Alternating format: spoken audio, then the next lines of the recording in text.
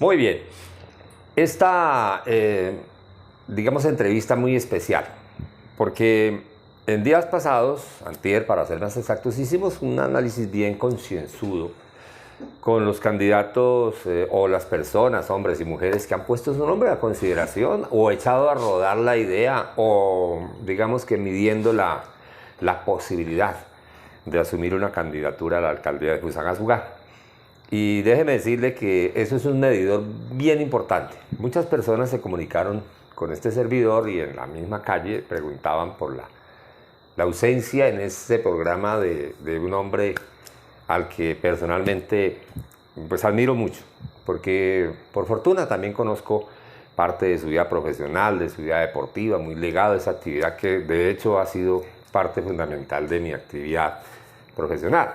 El doctor Gilberto Pedraza. Pues hombre, quisimos darle un espacio sin entrar en el tema del favoritismo ni el tema especulativo de la preferencia, porque no es así.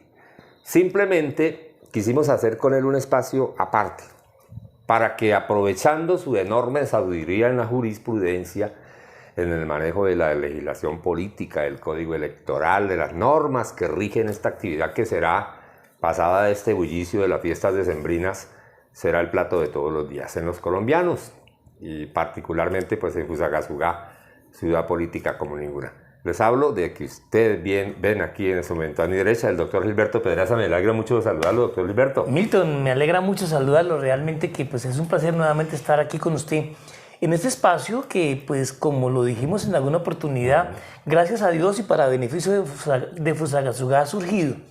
Y pues a través suyo, pues obviamente comunicarnos con todos sus seguidores de Fusagasugá, nuestra provincia del Sumapaz y pues en el mundo entero, el milagro de las redes sociales. Sí, señor.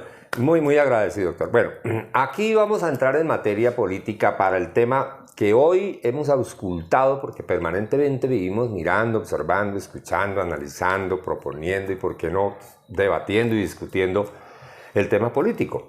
Pero la mayoría, por no decir una buena cantidad, un muy buen porcentaje, hablaría yo del 25% de los que hoy aspiran a ser alcaldes, que no tienen aval ninguno porque eso no se ha dado aún, se inclinan por la figura de la recolección de firmas. Tema que pues de tanto escucharlo le parece familiar a uno, pero resulta que el trasfondo, el contenido, digamos legal, jurídico, el procedimiento como tal, poco lo conocemos. Así que por eso es que hemos invitado en esta noche al doctor Gilberto Pedraza para que nos cuente cómo se maneja, de dónde nace, de dónde viene la figura de recolección de firmas para establecer que un candidato escoja esa técnica o esa modalidad para poder asumir como candidato a una votación. Doctor, ¿de dónde viene eso? La Constitución del 91, cuando empezó la primera etapa, mantuvo la misma figura que traía la Constitución anterior, que permitía que los partidos entregaran varios avales, digámoslo así, que pudieran inscribir múltiples candidatos a corporaciones públicas y múltiples candidatos a cargos de elección popular unipersonal y muchas listas a corporaciones públicas. Es decir, que en la fase inicial de la Constitución del 91, un partido podía perfectamente inscribir 3 o 4 o 5 candidatos a una misma alcaldía o a una misma gobernación. Y podía escribir 2 o 3 o 5 listas al Congreso de la República. No existía esa norma y principio general de listas únicas y candidatos únicos. Fue el acto legislativo 1 del año 2003, una reforma política que se hizo en el año 2003 que estableció esos principios, listas únicas y candidatos únicos por partido. Entonces aquí se estableció la posibilidad de que los candidatos se inscribieran con el otorgamiento de un aval por los partidos. Pero lógicamente que la norma se quedaba coja si solamente permitía que los partidos inscribieran candidatos, entonces allí se viabilizó la posibilidad que los candidatos pudiesen también inscribirse por fuera de los partidos políticos acudiendo al mecanismo de las firmas. Entonces a partir del 2003 esta reforma se estrenó en las elecciones territoriales de alcaldes y gobernadores del año 2005. Y allí entonces por primera vez se implementa listas y candidatos únicos y la posibilidad de que los ciudadanos se inscribieran con el respaldo de las firmas a través de la figura que se denomina grupos significativos de ciudadanos. Y es una figura muy interesante que nos permite a los que somos librepensadores no quedar enmarcados estrictamente dentro de un partido, sino poder acudir de manera directa a la comunidad para que quienes lo vean a uno con buenos ojos puedan respaldarnos con un número de firmas, que ya explicaremos cómo es ese procedimiento, porque pues no es fácil, ¿cierto? Pero que pueda uno acudir no a la firma de un aval que lo da un partido, con múltiples conveniencias, con múltiples dificultades, sino acudiendo directamente a los ciudadanos que son los que finalmente eligen. Entonces, en resumen, en esta primera parte, Milton, hoy podemos ser candidatos a la alcaldía o a la gobernación o a las corporaciones públicas acudiendo a un aval que se le otorga un partido o acudiendo a la constitución de un movimiento significativo de ciudadanos que por fuera de los partidos, cumpliendo unos requisitos establecidos en la ley. Bueno, ya entendimos de dónde viene, cuándo nació, cómo se creó y por qué está aquí. ¿Qué requisitos debe presentar ante la registraduría para solicitar la autorización para iniciar el proceso, que también tiene otras condiciones? ¿Qué debe cumplir como condición un candidato para acceder al proceso de las firmas como mecanismo de participación en política? Lo primero entonces, Milton, es constituir el movimiento significativo de ciudadanos. Y aquí tenemos que dejar claro que, por ejemplo, en las elecciones nacionales de presidente, se puede inscribir un candidato con un grupo significativo de ciudadanos, pero si se quiere inscribir la lista de Congreso, tiene que hacer un proceso independiente, separado, aunque lleve el mismo nombre, ¿cierto? Para recopilar firmas, para respaldar la lista a Senado o la lista a Cámara de Representantes. En el caso de las elecciones territoriales, puede uno como candidato a la alcaldía constituir el movimiento significativo de ciudadanos, y si uno quiere llevar una lista al Consejo por ese grupo significativo de ciudadanos, debe hacer un proceso independiente, separado, de recopilación de firmas que respalden el movimiento para la lista de Consejo. Es decir, que cada proceso es independiente. Entonces, lo primero que hacemos, pongamos el ejemplo de la candidatura a la alcaldía. Lo primero que hacemos es constituir el movimiento significativo de ciudadanos, ponerle un nombre y establecer un logosímbolo. Porque ese logosímbolo y el nombre debe llevarse a la registraduría en el momento en que se inscriba el movimiento significativo de ciudadanos. Se constituye el movimiento significativo de ciudadanos y se va a la registraduría. 3 ciudadanos actúan como inscriptores y al momento de ir a la registraduría, llenando los formularios oficiales que ha establecido la organización electoral para el efecto, se debe determinar en ese momento en que se inscriba el movimiento significativo de ciudadanos, primero, ¿cómo se llama el movimiento? Segundo, ¿cuál es el logosímbolo? Tercero, ¿quién es el candidato? Es decir, que el movimiento significativo ciudadano no se constituye de manera aleatoria y en el espacio, en el aire, sino que el movimiento significativo de ciudadanos se constituye bajo el precepto de que hay una persona que va a ser respaldada por ese grupo significativo de ciudadanos al cual se solicita la inscripción. Aquí sale la primera pregunta. Grupo significa más de 2, 3 personas. ¿Se necesita un número mínimo de personas que apoyen ese nombre o a ese candidato para poder inscribirlo? En el proceso inicial, no. En el proceso inicial simplemente se hace la constitución del movimiento significativo, lo cual se hace, digamos, en recinto privado, con documento privado, que ni siquiera hay que llevarlo a la registraduría, pero sí se designan 3 personas, que son los que van a inscribir ante la registraduría la solicitud del grupo significativo de ciudadanos, indicando el nombre del movimiento, el logosímbolo, el nombre del candidato que va a aspirar a la alcaldía o a la gobernación, perfectamente puede ser. Si es grupo significativo para presentar una lista al consejo, lo mismo, nombre, logosímbolo y la lista de candidatos. Caso nuestro de Fusagasugá, pues la lista máximo de 17 personas, ¿cierto? Hoy cumpliendo el parámetro de mínimo el 30% de uno de los géneros. ¿Cierto? Puede ser menos de 17. en el evento. Claro, perfectamente. Usted en las corporaciones públicas se establece, no hay un límite mínimo de personas. Cuando se elige una persona, deben ser listas mínimo de 3, por el tema de la posibilidad de reemplazar a las personas que en algún momento haya una vacancia absoluta por pérdida de investidura, por renuncia, por muerte, por nulidad. Entonces, son listas de 3 mínimo para cuando se elige una persona. En los demás eventos, es el número equivalente a la corporación. En caso de Fusagasugá, que se eligen 17 concejales, la lista podrá ser máximo de 17 candidatos, representando el 30% del otro género minoritario en la lista. Para el caso de la Asamblea de Cundinamarca, que son 16 diputados, máximo 16. Pero esa lista de candidatos se lleva al momento en que se inscribe el Movimiento Significativo Ciudadano. Entonces, el grupo significativo, por ejemplo, Fusagasugá Mejor, no va y dice, es que vamos a recopilar firmas a ver quién va a ser nuestro candidato.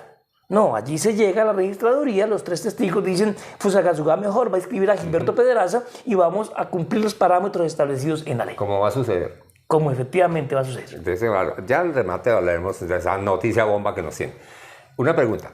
Técnicamente hablando, el censo electoral de la ciudad juega un papel supremamente importante. Y la parte financiera, ¿hay un porcentaje, hay una póliza? ¿Cómo es o cuánto vale la inscripción de un grupo significativo de ciudadanos para lograr que el candidato inicie la recolección de firmas? No vale nada. No vale nada. Usted se inscribe. Lo que pasa es que la ley le permite, a partir del momento en que quedó inscrito ante la registraduría el grupo significativo, que usted puede entrar en unos gastos, porque indudablemente que habrá un desplazamiento del candidato, una publicidad mínima que invite a firmar por el movimiento que se está presentando, y entonces hay un proceso de gastos electorales frente a los cuales hay que rendirle cuentas a la organización electoral, ¿cierto? Y de tal manera que pues también allí hay unos límites establecidos por la registraduría. Tampoco puede uno salir como un loco a gastarse toda la millonada como hacen algunos, sino que pues obviamente hay unos topes establecidos en la ley. ¿Y la póliza? Todavía no, todavía no. Simplemente estamos frente a la primera etapa, que es inscribir el movimiento significativo de ciudadanos ante la registraduría. Y luego, una vez que la registraduría estudia el logosímbolo, estudia el nombre y los aprueba, ahí le habilita el movimiento para que usted empiece a recopilar firmas. ¿Desde cuándo se puede hacer la recopilación de firmas o la inscripción de movimientos significativos de ciudadanos? Desde un año antes a las elecciones. Entonces, desde el 29 de octubre quedamos habilitados todos los ciudadanos que queramos inscribirnos a través de grupos significativos de ciudadanos para ir a la registraduría e inscribir el movimiento. ¿Hasta cuándo? Hasta faltando un mes para el cierre de inscripciones. Es decir, hasta el 29 de junio puede ir algún ciudadano a solicitar la inscripción de un grupo significativo de ciudadanos para cargos uninominales o corporaciones públicas. Perfecto, entonces ahí está inscrito el movimiento significativo, la registraduría analiza, logo símbolo y tal. ¿Qué viene después? Y lo viabiliza. Ahí, a salir a buscar a nuestros amigos ciudadanos, a pedirle el favor, Milton, quiero ser candidato a la alcaldía, el movimiento se llama Fusagasugá Mejor, quiero que por favor me regalen la firma con la cual me voy a habilitar cumpliendo un número de firmas. Entonces empieza uno a visitar los ciudadanos. Y se usan estrategias diferentes. Algunos acuden, como lo haremos nosotros, a ir personalmente a visitar a los amigos, mostrarles por qué nosotros, ¿cierto? No son temas caprichosos, sino tienen que tener un fundamento, y buscar el respaldo electoral. Bueno, ¿cierto? ¿Cómo se mide el porcentaje de firmas favorables para que el candidato diga, alcancé el tope que necesito para poder inscribirme como candidato? Entonces la ley establece un tope mínimo. En este caso, la fórmula que estableció el legislador equivale, usted ubica en primer lugar el censo electoral del lugar. El censo electoral, para los que nos ven, es el grupo o el número de cédulas que se encuentran habilitadas en una circunscripción, en un lugar determinado, y que pueden votar en ese lugar. Ahí está una parte interesante. Mucha gente confunde el censo electoral con las personas que votaron en la elección anterior. Es cierto que se toma como claro, como referente propio para el porcentaje, el número de personas que votaron o el número de cédulas habilitadas para votar. El número de cédulas habilitadas, que en algún momento se inscribieron, que se encuentran inscritas en la ciudad. Fusagasugá, por ejemplo, hoy somos 115.000 personas habilitadas y creemos que en este proceso del año que viene, para llegar a las elecciones, estaremos cerca a los 120.000 electores. Y partamos de 120.000, se toma el censo electoral. Ese censo electoral se divide por el número de cargos a proveer. Entonces, por ejemplo, si vamos a hacer el movimiento significativo para escribir una lista al Consejo, pues cogemos el censo electoral 120.000, número hipotético, lo dividimos por 17 y a ese resultado le sacamos el 20%. Para el Consejo. Para el Consejo. ¿Cierto? Entonces nos da como 3.000 algo de firmas. Y que tiene que reunir cada candidato de la lista o toda la lista. Toda la lista. Ah, bueno. Entre 17 recogen 3. Entre 17 recogerían 3.000. 1.420 firmas, ¿cierto? Que tendrían que habilitarse, que equivale a coger 120.000 dividido 17 y a eso le sacamos la quinta parte o el 20%, que en este caso equivale a menos de 1.500 firmas. Y ya queda habilitada la lista para... Todavía no. Va a cumplir la segunda etapa hasta ahora. Todavía no está habilitada. Para el caso de la alcaldía, por ejemplo, entonces lo mismo, 120.000, dividido cargos a proveer. ¿Cuántos alcaldes se va a elegir? 1. 120.000 dividido 1 igual 120.000. Y a eso le sacamos el 20%, 25.000. Número mínimo. 25.000. 25.000. Claro, aquí hay una paradoja. El legislador establece esa fórmula, pero dice, pero máximo 50.000. Entonces, por ejemplo, si Jorge Emilio Reyes escribe por firmas, como usted nos contaba en el programa anterior, él tendría que recoger en el departamento de Cundinamarca, dentro del total de personas habilitadas en el censo del departamento de Cundinamarca, como 1 millón largo, 50.000 firmas. 50.000. 50.000. Entonces aquí hay una desproporción. Claro. Para alcaldía de Fusagasugá necesitamos 25.000 firmas. Y para la gobernación 50.000. 50.000. Basta. ¿Cierto? Entonces, bueno, pero es la ley. Sí, dura les, sí. ses les. Sí, la sí, ley sí. es dura, pero es la ley. Ahí, ¿cierto? Sí, señor. Entonces, segundo paradigma que se cumple frente al movimiento significativo de ciudadanos. Inscribimos el movimiento ante la registraduría nos la habilitó, salimos a buscar el respaldo ciudadano, mínimo 25.000 firmas. Para Fusagasugá, oído. Para Fusagasugá, ¿cierto? Una ciudad que tenga 300.000 habitantes, ¿cierto? Habitantes no. Personas inscritas en el censo electoral, es decir, inscritas en los diferentes puestos. Pongamos una ciudad de 300.000 habitantes. Para alcalde, dividido 1, 300.000. Por el 20%, 60.000. 60.000. ¿Cierto? Esa es la fórmula. Pero todavía no estamos habilitados para escribirnos. Ah, bueno. Vamos a la tercera fase. Bueno, doctor Gilberto, ya se cumplieron los 2 pasos que usted nos acaba de explicar. ¿Qué viene ahora? La tercera etapa, ya inscribimos el movimiento, ya nos lo avalaron en la registraduría con el logo símbolo, ya recopilamos las firmas. Entonces, pues contratamos el camión que nos lleve, porque pues si necesito 25.000 efectivas, pues debo recopilar 35.000, 40.000, porque las firmas deben cumplir unos parámetros. Debe ser hecha por la persona manuscrita, ¿cierto? La misma persona, no puede un tercero decir, venga, yo pongo su nombre y aquí es un número de cédula. Debe corresponder los datos efectivamente del nombre con el documento de identidad. Debe estar firmado, ¿cierto? Hay unos parámetros que se cumplen en las diferentes casillas establecidas allí por la organización. Esas firmas van al Consejo Nacional Electoral. Y el Consejo Nacional Electoral, a través de sus procesos técnicos, verifican la autenticidad de las firmas, que cumplan los requisitos establecidos en la norma, y si efectivamente encuentra que se cumplió ese parámetro, el Consejo Electoral, tercera fase, habilita las firmas que se recopilaron. ¿En cuánto tiempo? La registraduría se toma, digamos, un tiempo prudencial, pero en todo caso debe hacerlo antes de que se venza la fecha de inscripciones. Claro, sí. Porque pues cuando nosotros vayamos a la registraduría a inscribirnos antes del 29 de julio, o mejor, hasta el 29 de julio, a más tardar a las 6 de la tarde, pues uno debe llevar o el aval del partido que lo habilita o las firmas habilitadas por el Consejo Electoral que le permitan inscribirse, ¿cierto? Claro. Bueno, hay un dato. ¿Mito o realidad, doctor Gilberto y seguidores que están entretenidísimos con esta amena charla? Es cierto que cuando un ciudadano o el nombre de un ciudadano aparece más de una vez en la planilla respectiva, ¿se anula toda la planilla o solamente la firma que aparece repetida? No se anula ninguna. ¿Ninguna? Ninguna. Es decir, este es un tema que amerita una reforma legal, en la medida en que, como hoy nosotros estamos regidos por el principio de libre militancia, un ciudadano puede militar hoy en un partido y mañana en otro y pasado mañana en otro, y es su libre derecho fundamental de escoger diferentes opciones. O sea, un ciudadano puede firmar por 3 candidatos que vayan por firmas y las 3 firmas valen. Sí, claro, perfectamente. Pero si en una planilla hay 2 firmas iguales o el mismo ciudadano aparece 2 veces en una sola planilla, ¿qué consecuencias Pues tiene? obviamente se anula una de las dos, ¿cierto? Porque pues solamente se habilitará una.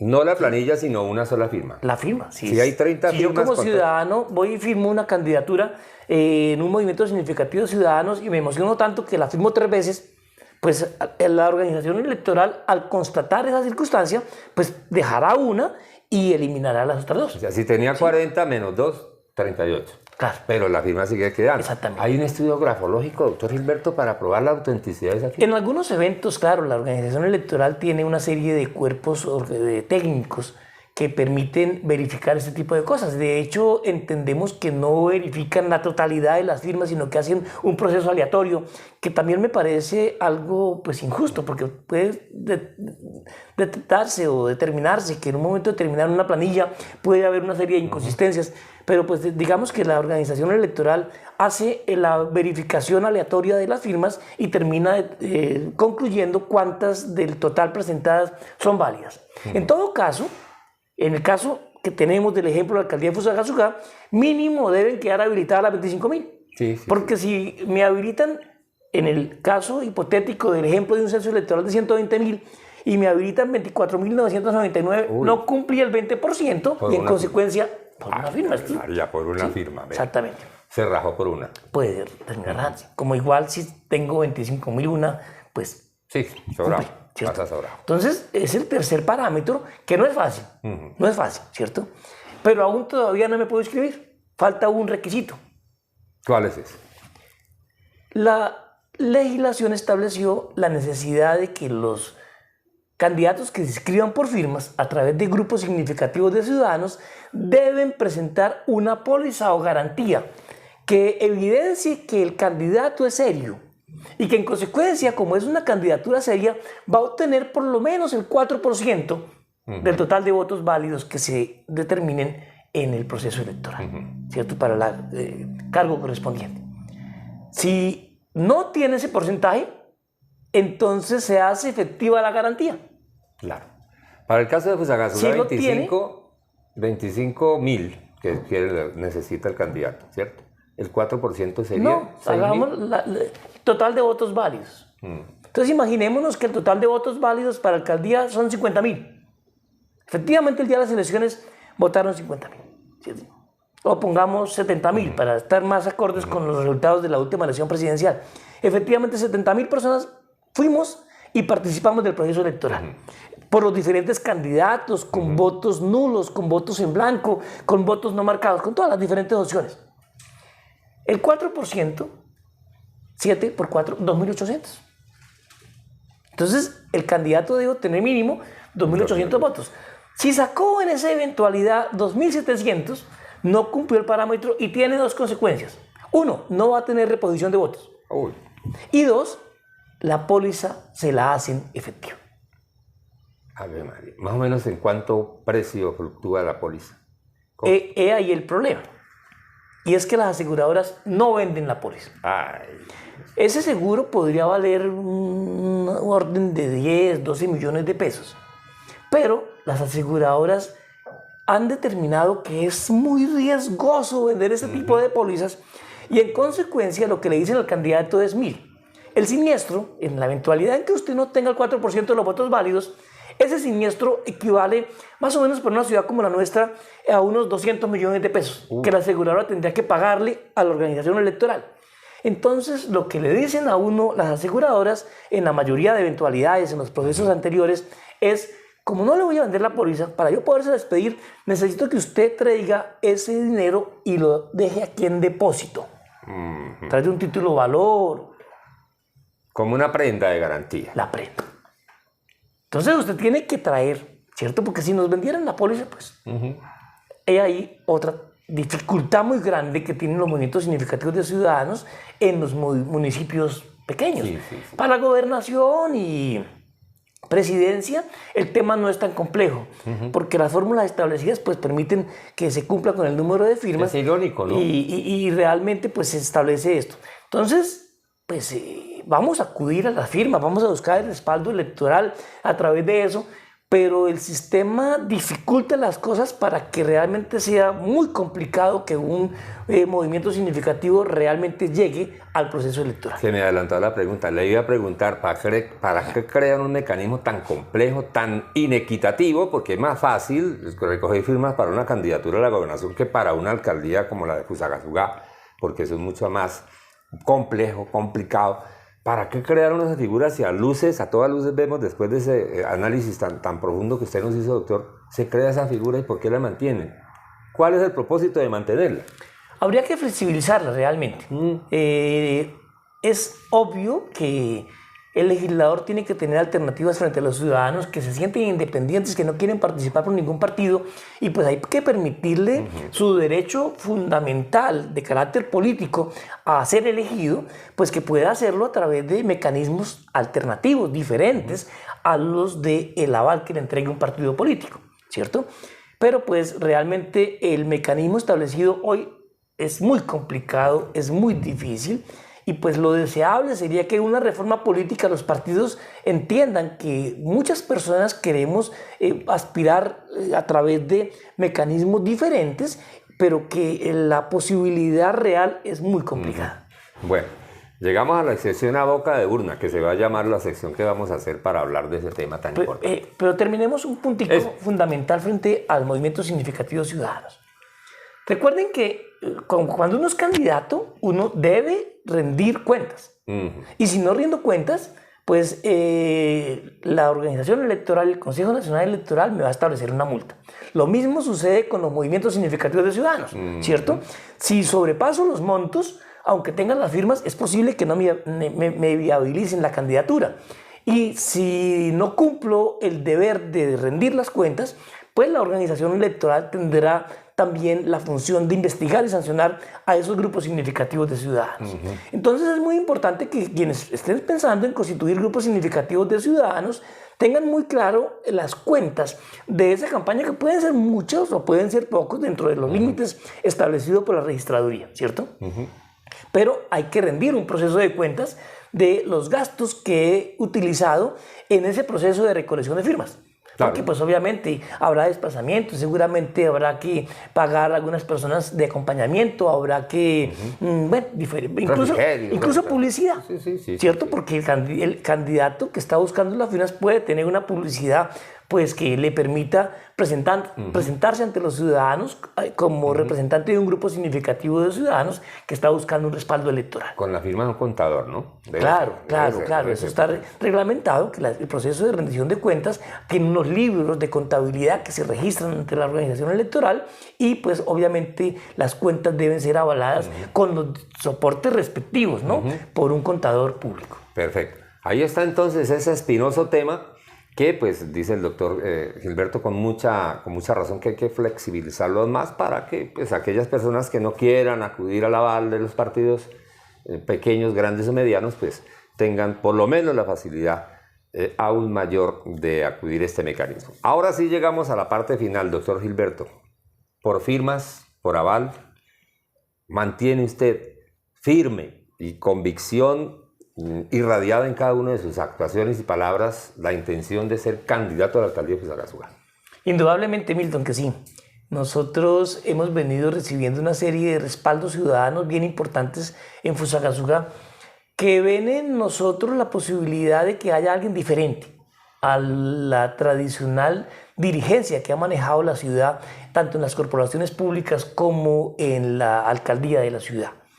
Y eso porque nosotros tenemos, de alguna manera, 5 ventajas comparativas que nos hacen, de alguna manera, que tengamos una potencialidad para poder manejar nuestra ciudad. Tenemos el conocimiento. Nos hemos dedicado durante toda la vida a prepararnos en temas públicos, especialmente a prepararnos en temas del derecho municipal. Experiencia que nos la da precisamente el conocimiento que nos lo da y nos habilita para poder conocer de manera profunda todos los temas municipales, todos los temas presupuestales, todo lo que tiene que ver con la planeación del desarrollo, con el ordenamiento territorial. Tenemos el conocimiento.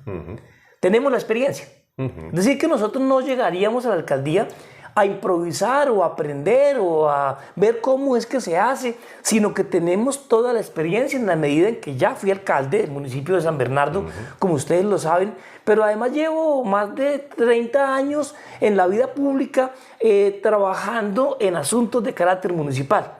No en vano, durante la administración de Jorge Rey, fui durante varios años director de la Oficina de Asuntos Municipales del departamento de Cundinamarca. Es decir, que tenemos, en primer lugar, el conocimiento, tenemos la experiencia y, en tercer lugar, tenemos la transparencia comprobada. Sí. Son más de 30 años en la vida pública en la cual no tenemos ni un solo requerimiento de ningún órgano de control.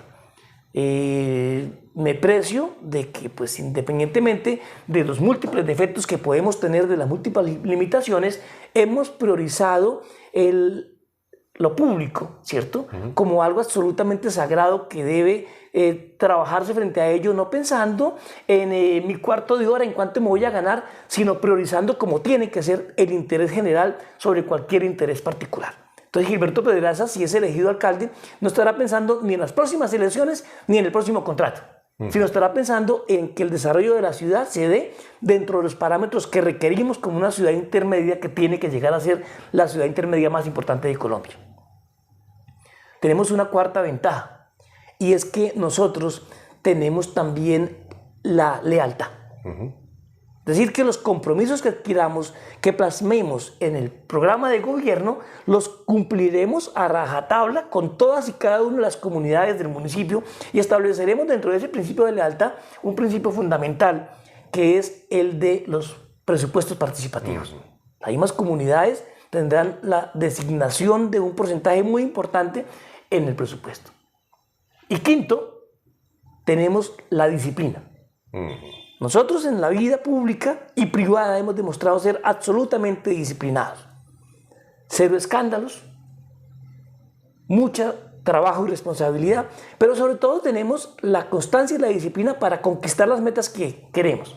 En nuestra vida pública, en nuestra vida deportiva, lo hemos demostrado. Es decir, que tenemos 5 puntos de comparación que seguramente otros ciudadanos las tienen también, pero que en nuestro caso consideramos es nuestra mayor fortaleza y que nos permite poner en consideración de los fusagasugueños nuestro nombre como una persona que quiere llegar a la alcaldía de Fusagasugá. ¿Y su movimiento se llama? Fusagasugá Mejor. Fusagasugá Mejor. Ahí claro, está. Nosotros entendemos que la política no es un tema de egos ni de temas personales. Por eso, si en algún momento determinado vemos alguna candidatura, algún movimiento que aglutine a la ciudad, pues estamos dispuestos sin ningún tipo de procesos de negociación, porque aquí lo que necesitamos es gente que esté pensando en Fusagasugá en el interés general, en el interés de la ciudad, no en su interés particular, ¿cierto? Y en ese sentido, pues hemos tenido conversaciones con muchísimos dirigentes, siempre buscando que se priorice el interés de la ciudad. Ahí está, perfecto. Le agradecemos infinitamente, doctor Gilberto, por esas luces que nos dio sobre este complicado tema, del que hablamos y oímos hablar todos los días, pero que poco habíamos profundizado, y qué bueno tener la oportunidad de dialogar con usted y de paso conocer su aspiración a una firme aspiración a la alcaldía de Fusagasugá. Mil gracias, doctor Gilberto. A usted, Milton, realmente que muchas gracias por este espacio. Aprovechar para saludar nuevamente a todos los habitantes de Fusagasugá, todas las personas que nos ven aquí en nuestra ciudad y de nuestra provincia del Sumapaz. Y pues invitarlos a que en esta época de Navidad, ya aquí con nuestro pesebre y nuestro arbolito de Navidad, pues nos dediquemos a reflexionar, a pensar en el interés general, a pensar en el amor, la unión, la fraternidad. Muchísimas gracias a ustedes, muy amables.